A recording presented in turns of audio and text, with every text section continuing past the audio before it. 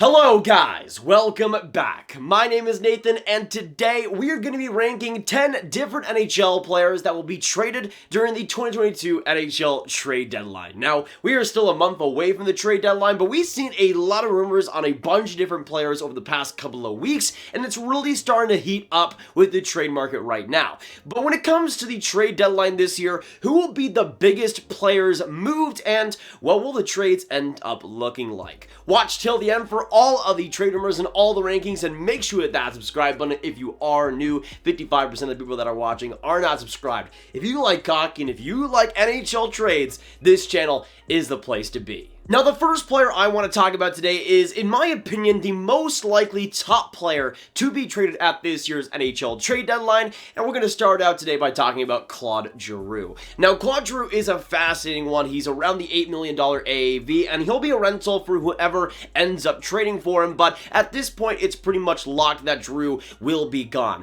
We started to have clear reports that the Flyers and Giroux have been talking about the situation, and it just feels like for Philadelphia, a reset might be in order. For Philadelphia specifically, they're in the dumpster right now and not really showing many signs of improvement. They're a team that I think desperately needs a retool, and it feels like Philly management is already kind of going in that direction. Trading Claude Giroux would signify that, and I feel like he'd be the biggest piece that Philly does trade. It would make a lot of sense, but he would get a lot in the trade market. I think at least a first, a good prospect, and a good player on top of that. And in my opinion, the biggest reason we will see Claude Giroux traded is because of his versatility. He can play center, he can play both wing positions and be strong at it. And for Philadelphia, they would still have a reason as well to potentially retain some salary since they wouldn't be bringing much on. So you could have a lot of flexibility there, and I think that adds to the interest for NHL teams. To me, the top three teams that would be in on him are the Avalanche, the Wild, and the Calgary Flames. All three of these teams make sense and could add another top six forward. But now going on to the second big-time player that will be traded at this year's NHL trade deadline, we're going to move on to the Chicago Blackhawks and move on to Marc-Andre Fleury.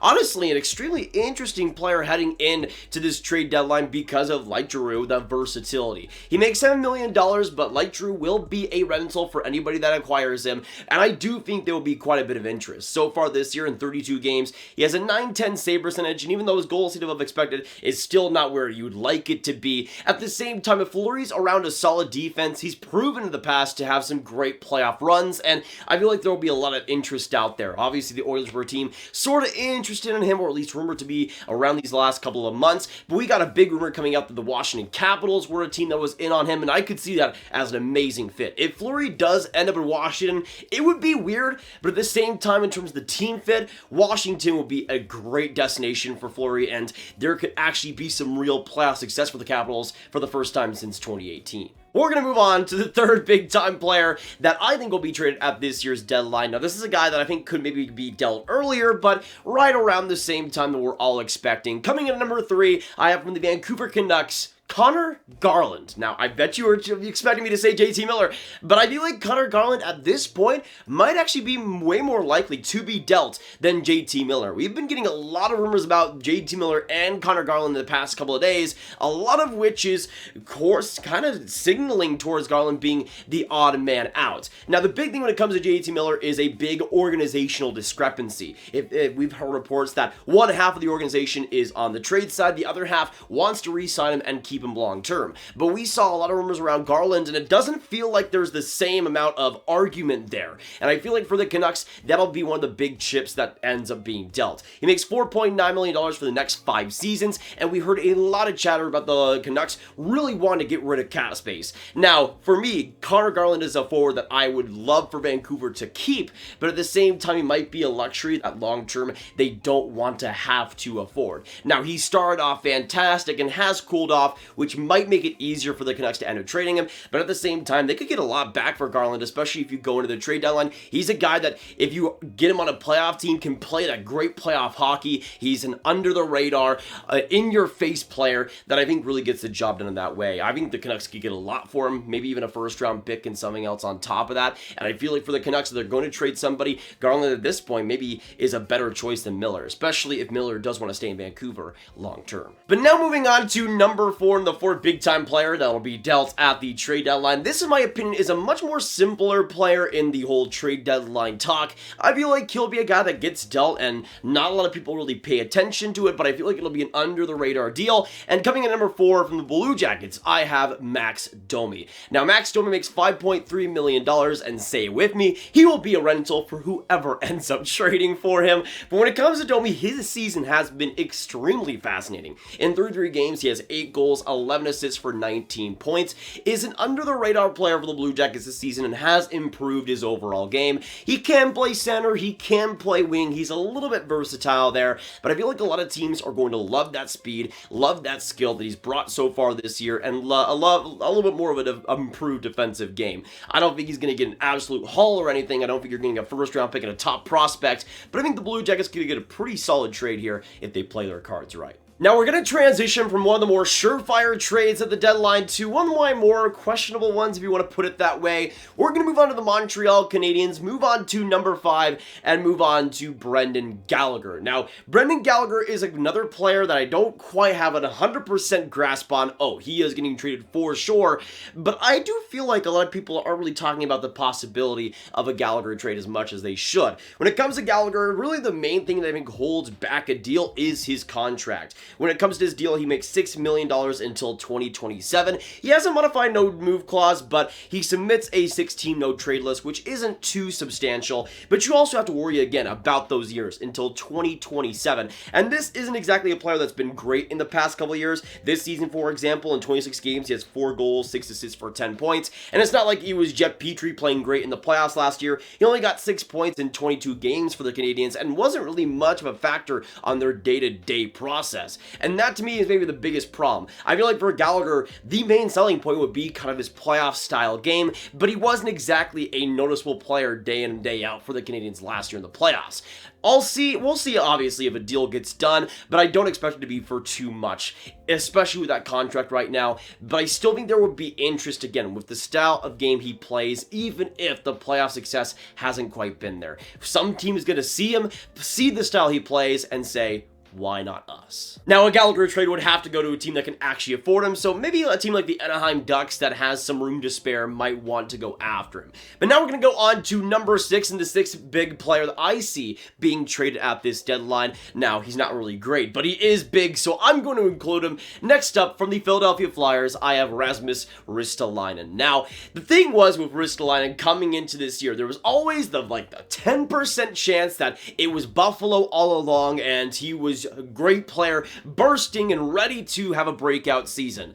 I thought it could happen, but everything has gone wrong for Ristolainen so far this year, and he'll also be a UFA after the season, which again, say it with me, he will be a rental for whoever ends up trading for him. Now, it wouldn't exactly be a great rental since he hasn't been good whatsoever in his NHL career, but I could see the Flyers getting something for Ristolainen, again, because of the bigger body that he has and the reach that he has as well. Now, one of the biggest problems I see is the cap hit, $5.4 million, doesn't exactly help things, but again, maybe you have some salary retention there, and maybe you get a 4th round pick. For the Flyers, it's better than nothing. But now going on to number 7, in my opinion, one of the most under-the-radar rentals in this year's trade market that will get a lot of interest by the time the trade deadline comes around. At number 7, I have Paul Stastny from the Winnipeg Jets. Now, I don't really see many people talking about him, but I think the Jets could get a pretty decent haul for Stastny, all things considered. Now, he's 36 years old, making $3.7 million. That contract is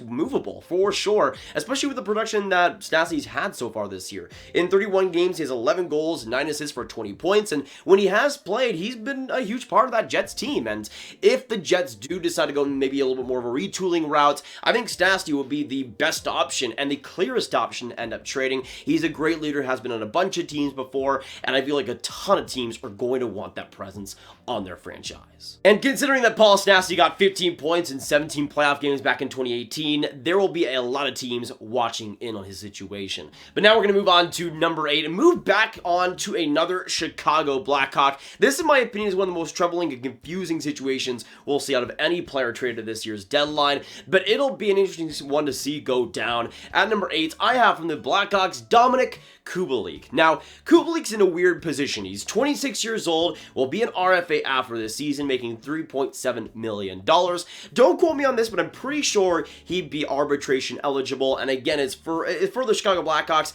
maybe not a contract headache they want to go through. This season has been troubling for him as well. So far, in the 45 games played, he has 10 goals, 7 assists for 17 points. Compare that to last year, where he got 38 points in 56 games, and before that, 46 points in 68 games. There was some great production there until this year, and obviously for the Blackhawks, we've seen some players like Kane not having the production that we quite expect, but Kubalik's been one of the more drastic declines, and I think is a big reason why the Blackhawks have been so meh so far this year. But I do believe if he goes in a new franchise, gets a change of scenery, his scoring talent is top-notch, and there was a link of him going to the Edmonton Oilers. That would be a fantastic fit, and I think he'd be amazing with the Oilers. But now moving on to number 9, and the 9th big-time player that I see being traded at this year's deadline.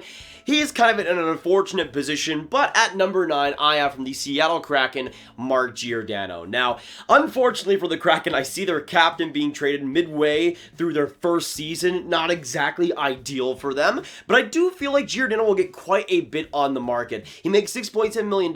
He has a 19-team trade list, but he will be a rental as we expected, and will be a guy that I think will command a lot. He's been pretty solid production-wise this season. In 39 games, has 4 goals, 13 assists for 17 points. Not quite as drastic as last year was in terms of production dips. I do feel like when it comes to Giordano, though, that leadership, being a captain on multiple teams, and being one of the few defensemen available will kind of skyrocket his value. I could see the Kraken honestly getting a first-round pick for Giordano, something along those lines, maybe a late, early second perhaps, but I do feel like the Kraken will get pretty good value for a defenseman that is pretty sought after. Giordano will have a lot of interest, though, and I think a lot of teams could be in the mix for him. Now, speaking of in the mix, we're going to go into, again, just kind of like Paul Stastny, another under-the-radar piece that I think will be dealt at this deadline. We're going to keep on the Seattle Kraken, stay on their roster, but go into the forwards and go into Jordan Eberle. Now, to me, Eberle, again, is one of the more under-talked players and pieces on this trade market. He makes $5.5 million for the next 3 seasons. He's right in the heart of his career at age 31, but he's a player that's done pretty well this season for the Seattle Kraken. So far in 43 games, has 12 goals, 13 assists for 25 points. Nothing spectacular, but he's a player that I think will get a lot of buzz around the deadline because of how consistent he is as a middle six scorer and a good power play piece as well. He's been solid for the Seattle Kraken, and I feel like a lot of interest will be there. Just like for Giordano, I can see him getting a pretty high pick and once again building the roster and building the deck of cards, shall we say, for the draft for Seattle. But that'll be it for today, guys. Thank you so much for watching. There's some other players that were a little bit more obvious, like Jacob Chychrun, that I could have included on this list, but I wanted to include players that maybe you guys aren't so sure are going to be traded that I think will be dealt. But let me know in the comments down below what you guys agree and disagree with my top 10. Let me know which players you guys see being dealt and traded at this year's deadline. Who are the biggest stars you guys see being traded? What will the trades look like? Let me know your thoughts. Make sure you hit that like button, subscribe, and hit that notification bell if you haven't already. Again, comment down all your thoughts, share this video with your friends, and click on this card for all of my trade content right in one playlist. My name is Nathan. Have a great day, and I'll see you in the next one. Goodbye.